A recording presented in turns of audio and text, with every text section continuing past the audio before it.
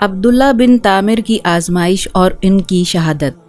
امام نسائی رحمۃ اللہ، امام احمد رحمۃ اللہ، امام ترمذی رحمۃ اللہ اور امام مسلم نے بھی اپنی صحیح میں بروایت صہیب رومی حضور اکرم صلی اللہ علیہ وسلم کا ارشاد نقل کیا ہے۔ ان نقول میں کسی قدر کمی زیادتی ہے، مگر ہم خلاصہ نقل کرتے ہیں کہ کوئی بڑا جلیل القدر بادشاہ تھا، اس کے یہاں ایک کاہن یا ساحر جادوگر تھا جو اپنے فن میں کمال رکھتا تھا۔ اس کی سلطنت گویا اسی کے جادو کے بلبوتے پر قائم تھی۔ بادشاہ کے دشمنوں کو وہ اپنے جادو کے زور سے ہلاک کر دیتا تھا، لڑنے جھگڑنے کی ضرورت نہ پڑتی تھی۔ امرائے سلطنت اور ارکان دولت اگر بادشاہ سے ناراض ہوتے یا سرتابی کرتے تو یہ اپنے جادو سے ان کا رخ بادشاہ کی طرف موڑ دیتا تھا۔ اس طرح وہ ہر کام جادو سے کرا لیتا تھا۔ جب وہ جادوگر بوڑھا ہو گیا اور اس کو اپنی زندگی سے نا امیدی ہوئی تو اس نے بادشاہ سے عرض کیا کہ میں بوڑھا ہو گیا ہوں، میری عمر اخیر ہونے کو ہے، آپ کوئی ذہین اور سمجھدار لڑکا میرے سپرد کر دیں تاکہ میں اس کو اپنا علم سکھا دوں، تاکہ میرے بعد وہ آپ کے امور سلطنت کو درست رکھے۔ چنانچہ بادشاہ نے ایک عاقل اور ہوشیار لڑکا اس کے حوالے کر دیا۔ وہ لڑکا اس جادوگر کے پاس صبح شام حاضر ہونے لگا اور جادو کا فن سیکھنے لگا۔ راستے میں ایک راہب درویش اپنی صومیہ عبادت خانے میں رہتا تھا۔ معمر راوی کہتے ہیں کہ اس وقت راہب لوگ اپنے اصلی دین عیسوی پر قائم تھے۔ ایک دن اس لڑکے نے دیکھا کہ بہت سے لوگ صومیہ یعنی عبادت خانے سے نکل رہے ہیں۔ اس لڑکے نے معلوم کیا کہ یہاں کون رہتا ہے۔ لوگوں نے بتایا کہ یہاں ایک راہب عابد رہتا ہے۔ یہ سن کر وہ لڑکا بھی اس راہب کے پاس پہنچا اور اس کی باتیں سنی۔ راہب کی باتوں سے اس کا قلب متاثر ہوا۔ راہب نے اس لڑکے کو دین حق اور توحید کی تعلیم دینی شروع کی تو وہ لڑکا ایمان لے آیا۔ یہ لڑکا جادوگر کے پاس جاتے ہوئے راستے میں راہب کے پاس ٹھہر جاتا تھا اور دیر ہو جانے کی وجہ سے جادوگر اس لڑکے پر غصہ ہوتا تھا اور زد و کوب کرتا۔ لڑکا کہہ دیتا کہ مجھے گھر میں دیر ہو گئی۔ آخر جادوگر نے بادشاہ کے پاس شکایت کی۔ بادشاہ نے لڑکے کو تاکید کی کہ ساحر کے پاس سویرے پہنچا کرو۔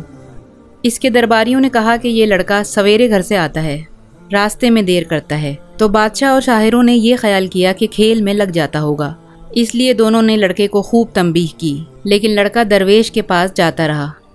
ایک دن یہ لڑکا راہب کے پاس سے بادشاہ کی طرف واپس ہو رہا تھا، کیا دیکھتا ہے کہ کسی مہلک جانور شیر یا اژدہے نے راستہ روک رکھا ہے۔ لوگ ادھر ادھر دونوں طرف رکے کھڑے ہیں۔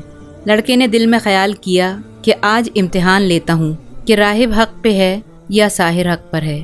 یہ خیال کر کے اس نے ایک پتھر اٹھایا اور یہ کہہ کر اٹھایا کہ اے خدا، اگر اس راہب کا مذہب حق ہے تو اس پتھر سے اس جانور کو ہلاک فرما، اور وہ پتھر اس کو مار دیا اور وہ جانور اس سے فوراً ہلاک ہو گیا۔ لوگوں نے یہ واقعہ دیکھا تو کہنے لگے کہ اس کو جادوگری میں کمال حاصل ہو گیا ہے۔ لڑکے کی ہر جگہ تعریف ہونے لگی اور اس کی خوب شہرت ہو گئی۔ آہستہ آہستہ یہ خبر راہب تک بھی پہنچ گئی۔ اس نے لڑکے کو تنہائی میں بلا کر کہا کہ بیٹا، تجھ کو اللہ تعالیٰ نے بزرگی و کمال سے نوازا ہے۔ میں جانتا ہوں کہ تیرا مرتبہ بہت بلند ہوگا اور تو کسی آزمائش میں مبتلا ہوگا، لیکن یاد رکھنا کہ میں بہت کمزور اور بوڑھا ہوں، کسی کو میرا پتہ نہ دینا۔ لڑکے سے قول و قرار لے کر راہب مطمئن ہو گیا۔ ادھر راہب کی صحبت اور انجیل مقدس کی تلاوت و اتباع کی برکت سے حق تعالیٰ نے اس لڑکے کو ولایت عظمیٰ سے نوازا، یہاں تک کہ کوڑھی، مادرزاد، نابینا اور لا علاج مریض اس لڑکے کی دعا سے شفایاب ہونے لگے۔ لڑکا خوب مشہور ہو گیا۔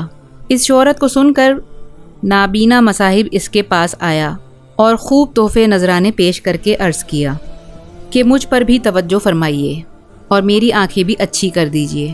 لڑکے نے کہا کہ مجھے کوئی نذرانہ ہدیہ درکار نہیں اور یہ شفا میرے ہاتھ میں نہیں ہے، اللہ تعالیٰ شفا دینے والا ہے۔ اگر آپ اللہ وحدہ لا شریک پر ایمان لائیں اور شرک و بت پرستی سے توبہ کر لیں تو میں اللہ سے دعا کروں گا، پروردگار عالم آپ کی بینائی واپس عطا فرما دیں گے۔ وہ اندھا اسی وقت مجلس میں مشرف با ایمان ہوا اور لڑکے نے دعا کی اور اس کی آنکھیں روشن ہو گئیں۔ معمول کے مطابق جب یہ شخص بادشاہ کی مجلس میں حاضر ہوا تو بادشاہ کو اس کی بینائی پر تعجب ہوا۔ اس سے معلوم کیا کہ میری مملکت کے تمام معالج تیری آنکھ کے علاج سے عاجز ہو گئے تھے، آخر تجھ کو کس سے شفا حاصل ہوئی؟ مصاحب نے کہا کہ میرے پروردگار نے اپنی قدرت سے مجھے بینائی عطا فرمائی ہے۔ بادشاہ نے کہا کہ میرے سوا تیرا پروردگار کون ہے؟ مصاحب نے کہا کہ میرا آپ کا اور اس ساری کائنات کا پروردگار وہ اللہ ہے جس نے ساری مخلوق کو پیدا کیا۔ بادشاہ غضبناک ہوا اور اس مصاحب کو سخت سزا دی اور پوچھا کہ یہ عقیدہ تجھ کو کس نے سکھایا؟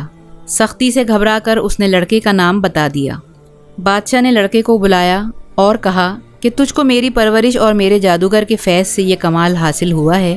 لڑکے نے کہا کہ میرے اور آپ کے اور جادوگر کے ہاتھ میں شفا نہیں، یہ اللہ کی قدرت پر موقوف ہے۔ بادشاہ سخت ناراض ہوا اور اس کو کڑی سزا دلوائی اور کہا یہ لڑکا بہت غائب رہتا تھا، معلوم ہوتا ہے کہ یہ کسی جگہ جاتا تھا، وہاں اس کے خیالات بدل گئے۔ جادوگر نے بھی دربار میں حاضر ہو کر عرض کیا کہ یہ لڑکا مدت سے غائب ہے، میرے پاس نہیں آتا۔ بادشاہ نے کہا اس سے سختی سے پوچھا جائے کہ یہ مدت سے کہاں رہا اور کس کے پاس آتا جاتا ہے۔ جب سختی حد سے بڑھ گئی تو لڑکے نے مجبور ہو کر گوشہ نشین راہب کا نام بتا دیا۔ بادشاہ نے راہب کو گرفتار کر کے حاضر دربار کیا اور اس سے کہا کہ اگر تو اپنے دین سے نہ پھرے گا تو تجھ کو آرے سے چیر دیا جائے گا۔ راہب نے کہا میں ہرگز اپنے دین برحق سے نہ پھروں گا اور جو مصیبت آئے گی اس پر صبر کروں گا۔ چنانچہ بادشاہ کے حکم سے اس راہب کو آرے سے چیر دیا گیا۔ پھر مصاحب کو بلا کر یہی کہا۔ مصاحب نے بھی دین برحق چھوڑنے سے انکار کر دیا اور اس کو بھی آرے سے چیر کر شہید کر دیا گیا۔ پھر لڑکے کو بلا کر سمجھایا کہ اگر تجھ کو زندگی محبوب ہے تو باز آ جا، ورنہ تو ان دونوں کا انجام دیکھ چکا ہے، تیرا حشر بھی یہی ہوگا۔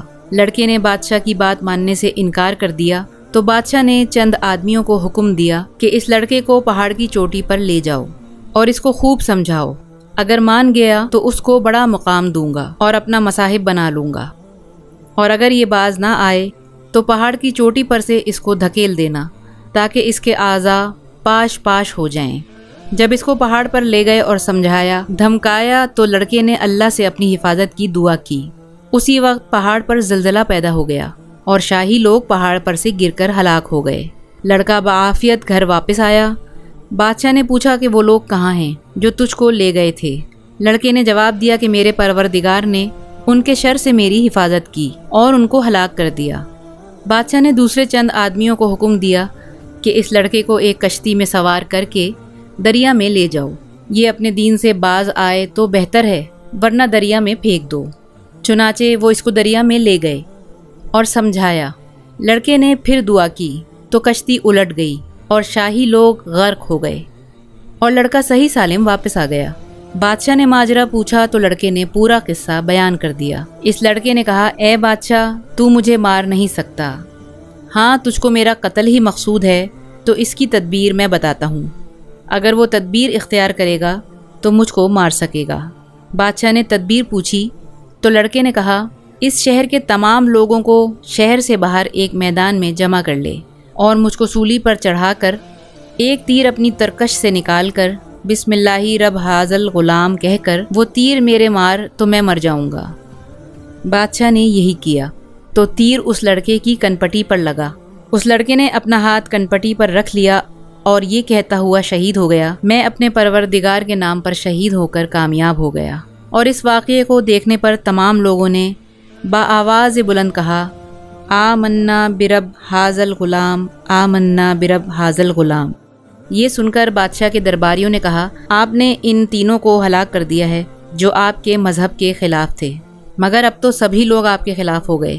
یہ بات سن کر بادشاہ نہایت غضبناک ہوا اور شرمندگی سے چلا اٹھا اور خندق کھدوا کر اس میں آگ دہکانے کا حکم دے دیا۔ چنانچہ خندق میں آگ دہکائی گئی، اس کے کنارے پر آیان سلطنت کرسیاں بچھا کر بیٹھ گئے اور سب کو حاضر ہونے کا حکم دیا اور کارندوں سے کہا کہ سب سے معلوم کرو، جو اپنے دین سے نہ پھرے اس کو آگ میں ڈال دو۔ چنانچہ شاہی فرمان کے مطابق ایمان والوں کو آگ میں ڈالنا شروع کیا گیا، یہاں تک کہ ایک ایسی عورت کو بھی لایا گیا جس کی گود میں بچہ تھا۔ عورت کو جب آگ میں ڈالنے لگے تو وہ ہچکچائی۔ بادشاہ نے کہا کہ عورت کو رہنے دو، پہلے اس کے بچے کو آگ میں ڈال دو، شاید اس طرح وہ اپنے ایمان سے واپس ہو جائے۔ چنانچہ اس کے بچے کو آگ میں پھینک دیا گیا۔ بچے نے بلند آواز سے کہا اماں جی آپ صبر کریں اور بلا گھبراہٹ بسم اللہ پڑھ کر آگ میں کود پڑو، یہ آگ گلے گلزار بن جائے گی عورت یہ سن کر بغیر کسی گھبراہٹ کے آگ میں کود گئی، اور وہ آگ ایسی بھڑکی کہ اس نے بادشاہ اور اس کے مصاحبین کو، جو کہ کرسیوں پر بیٹھے مظلوموں کے جلنے کا تماشا دیکھ رہے تھے، سب کے سب کو جلا کر خاک کر دیا۔ حضرت ربیع بن انس رضی اللہ تعالیٰ عنہ فرماتے ہیں، اللہ تعالیٰ نے ان مسلمانوں کے آگ میں گرنے سے پہلے ہی ان کی روح قبض کر لی تھی، اس طرح ان کو آگ کی تکلیف سے اللہ نے محفوظ رکھا۔ محمد بن اسحاق رحمۃ اللہ نے اس واقعے کو بہت تفصیل سے ذکر کیا ہے، اور اس لڑکے کا نام عبداللہ بن تامر بتایا ہے، اور یہ بھی لکھا ہے کہ یہ واقعہ یمن کے شہر نجران میں پیش آیا تھا، اور اس حادثے میں اس ظالم بادشاہ ذو نواس نے تقریباً 20,000 آدمیوں کو آگ میں ڈال کر شہید کیا تھا۔ اس بارے میں دوسرے بھی اقوال ہیں۔ محمد اسحاق کی روایت میں یہ بھی ہے کہ یہ لڑکا عبداللہ بن تامر جس مقام میں مدفون تھا، حضرت عمر فاروق رضی اللہ تعالیٰ عنہ کے زمانہ خلافت میں اتفاق سے کسی ضرورت کی بنا پر وہ زمین کھودی گئی، تو اس میں عبداللہ بن تامر کی لاش صحیح و سالم اس طرح برآمد ہوئی کہ وہ بیٹھے ہوئے تھے اور اس کا ہاتھ اپنی کنپٹی پر رکھا ہوا تھا۔ کسی دیکھنے والے نے اس کا ہاتھ جگہ سے ہٹایا تو خون جاری ہو گیا، پھر وہ ہاتھ اسی جگہ رکھ دیا گیا تو خون بند ہو گیا۔ اس عبداللہ بن تامر کے ہاتھ میں ایک انگوٹھی تھی جس پر اللہ ربی کنندہ تھا۔ عامل یمن نے اس واقعے کی اطلاع فوراً حضرت عمر فاروق رضی اللہ تعالیٰ عنہ کو دی۔ حضرت فاروق اعظم نے جواب میں لکھا کہ ان کو ان کی سابقہ حالت پر انگوٹھی سمیت دفن کرو، چنانچہ ایسا ہی کیا گیا۔ اس واقعے سے ہمیں یہ سبق ملتا ہے کہ ایمان پر جب استقامت کے ساتھ انسان ڈٹ جائے تو یقیناً اللہ کی مدد آتی ہے، لہٰذا وقتی آزمائشوں سے نہیں گھبرانا چاہیے بلکہ ایمانی استقامت کا مظاہرہ کرنا چاہیے، چاہے اس کے لیے جان ہی کیوں نہ دینی پڑے۔ اللہ تعالیٰ اس واقعے سے سبق حاصل کر کے ایمان پر استقامت سے قائم رہنے کی توفیق عطا فرمائے۔ آمین یا رب العالمین۔